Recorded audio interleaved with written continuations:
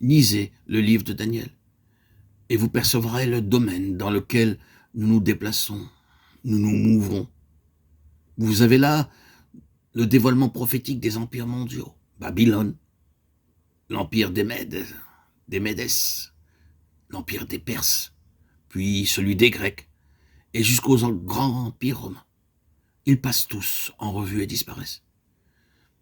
La leçon du livre de Daniel est celle-ci, qu'il n'y a qu'un seul que Dieu a désigné pour être le Seigneur universel, que personne d'autre ne peut tenir cette place. D'autres peuvent aller loin, mais ils ne peuvent jamais atteindre cette place. Ainsi, ils doivent passer, comme tout empire. Nous pouvons encore voir de grandes puissances venir à l'existence, de vastes étendues de territoire sous une domination.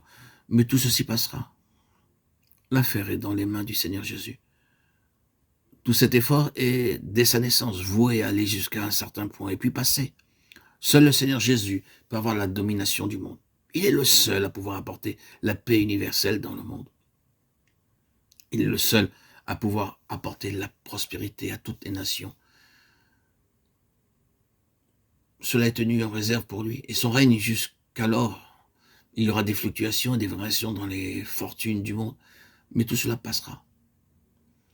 Car ce caractère éphémère, cet échec, cette confusion, cette impasse, sont tous dus au fait que le cours des choses est entre ses mains et qu'il détient tout. Il est roi, il est seigneur. C'est une chose formidable de reconnaître que le cours même des nations, l'histoire même de ce monde est entre les mains du Seigneur Jésus pour le but qu'il a en vue. Dieu a pour toujours établi son Fils comme le seul destiné à être le Seigneur de son univers pleinement, complètement et définitivement comme le roi des rois et le Seigneur des seigneurs, avec un pouvoir et un règne bienfaisant sur toute la terre. La paix et la prospérité sont renfermées dans le Seigneur Jésus et il détient le sort des nations à cet égard.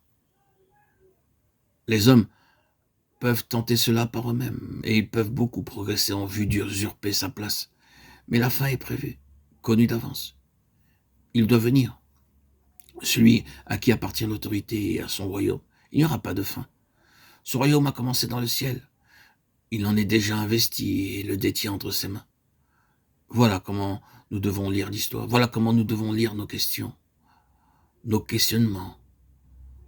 Voilà comment nous devons lire nos quotidiens. Voilà comment nous serons sauvés de la dépression, du désespoir funeste qui voudrait se glisser dans nos cœurs, de tous ces burn-out, dépressions. Lorsque nous notons l'état des choses dans ce monde, tout est détenu par lui en vue d'un certain dessein. La signification est que rien ne peut prendre la place du Seigneur Jésus. Vous pouvez appliquer cela de diverses manières et dans différentes directions. Et cela explique l'histoire de la prétendue Église, l'histoire de la chrétienté.